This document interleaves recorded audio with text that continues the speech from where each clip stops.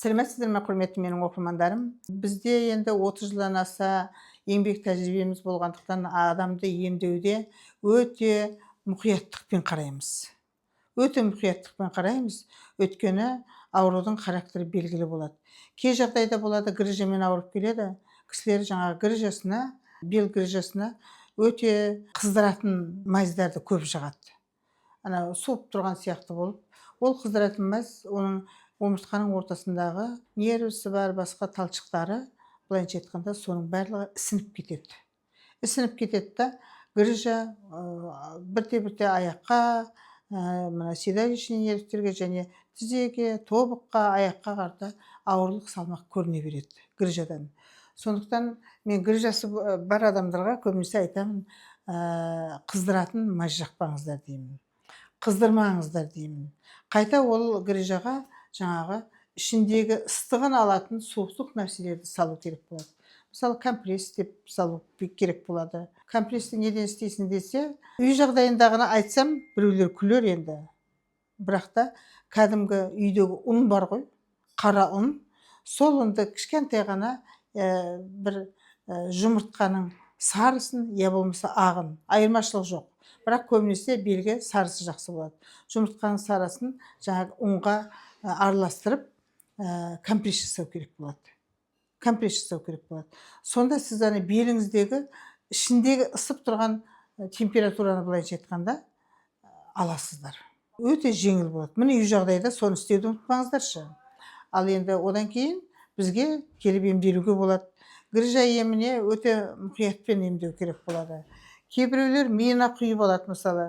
Мен остеопороз деп айтты, остеопороздан менің белім ауырады деп отырады. Осы жақында ғана, мысалы, бір апа келіп емделді, менде 2 айдан көп уақыт болды. Жақсы болып кетті. 4 аяқтап кетіп кушеткаға жата алмай, ыңқылдап келіп, келген күні емге кіріп емделді. Сол кісіні емдеді, өте жақсы болып кетті. 1 айдан кейін келіп тұр апа, сүйегім қақсайды енді дейді. Бұрынғы ауырғаным ештеңе емес, сүйегім қақсайды. Ары бері тамырын ұстап отырып қарасам, ол кісіні келіп жүрген кісі болғандықтан мен оны міндетті түрде қараймын. Қарасам, ол кісінің сүйегіне нәр жетпей тұр. Түніменен жаңағы ноет етіп бүйтіп аяқтарды қақсап жеп қояды, қолдарды қақсап жеп қояды. Содан кейін апа, сіз енді сүйекке керекті нәр болатын витаминдерді ішіңіз. Сізге сол жетіспей тұр деп жібердім. Ақыры маған бүйтіп көзімен қарап кеткен, сөйтті, врачқа барыпты, ревматолог врачқа барыпты. Мені больницаға жатқызып, мен аяқтарым қақсап жатыр, түнімен ноет етеді деп. Ең бірінші келгендегідей емес, бірақ қана қақсап ауырады екен. Ол врач та айтыпты, сізде ештеңе жоқ, сүйекке керекті нәрселерді ішіңіз деп. Сонымен мына екеуі де бірдей сөйтіп айтты ғой деп, витаминдерді іздеп, витаминдерді алып ішкен екен. Сол кеше ғана келіп кетті. 10 күн болған жоқ, 7-8 күн болды дейді ішкеліме. Ішкеліме 7-8 күн, мына былай қаласам, мына осындай MSM деген нені алыпты, ол кісі, соны ішіпті. Содан жаңағы сүйегім қақсағаны қайтты дейді. Көрдіңіздер ме? Кейде біз білмейміз, аламыз да, бізге сондай жағдайда маған жазады, қандай дәрі ішсем болады деп жазады. Сол дәріге сүйенбеңіздер, өзіңізге керекті витаминді жеу керек. Күніне мысалы адам кальций жеп отырамыз, тамағымызда қаншалықты біздің кальций бар. Ол жеп жатқан тамағымыздағы, болмаса жаңағы ішіп отқан витаминдеріміздегі құрамындағы нәрселерді сіз бойға сіңіру үшін сіздің ішкі құрылысыңыз таза болу керек. Вирустан, бактериядан, гельминттерден таза болу керек. Сонда сіздің ішіп жатқан витаминіңізді іштегі шлактар, болмаса жаңағы бактерия, вирус, гельминттер жеп қоймайды, өзіңіздің бойыңызға сіңетін болады. Ол апа айтады, мен бұрын да витаминді жейтін, онда қоймай қойды ғой дейді. Қазір мынау 7 күн болды деді ау деймін, жаңылмасам, 10 күнге жетпеген. Жақсы қойды дейді. Мен айтам, апа, ондағыдай емес, сіз қазір ішіңізді тазаланып, жақсылап емделдіңіз, ендігі ішкен витаминдеріңіз бойыңызға сіңеді деймін. Қазір қыс айларында мінекей холодец жасап жейміз. Қазақша айтқанда кәдімгі кәржілікті қайнатып сорпасын іше беріңіздер. пәлен сағат қайнатып ішіп жатырмыз деп интернетте жүр ғой. Шын мәнінде жай нәрсе емес, ол кәдімгі адамға коллаген деп жатыр ғой қазір.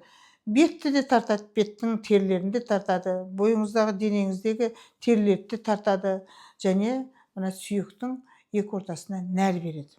Былайша айтқанда табиғи хондроитин ғой. Сондықтан сіздер аяқ қол ауырғанда, грыжа ауырғанда, түніменен, әсіресе үлкен кісілерде емес, жастарда да болады, түніменен қақсап шығатын сүйектер болатын болса, міндетті түрде сіңірді, кәрі жілікті, я болмаса сирақтан холодец жасауды ұмытпай, соны жеңіздер. Қазіргі уақытта холодец жеген өте пайдалы.